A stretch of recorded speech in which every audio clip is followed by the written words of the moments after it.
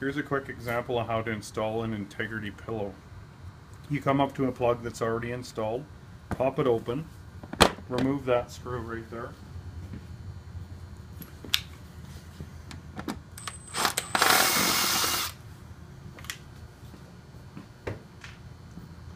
Here's the integrity pillow package. It comes with the instructions, the pillow itself, and a screw, a washer, and a nut. So you put the screw through that hole. There's a hole, a grommet here. Put that over the screw and just let it hang. Then put the washer over that screw and a nut on the end of that screw.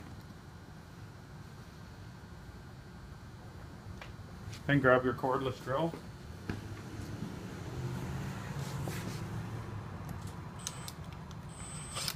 And just tighten it up. It'll tighten right up.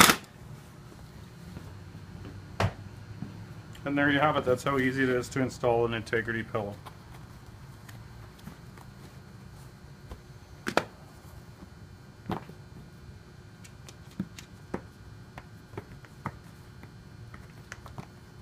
Close the plug back up.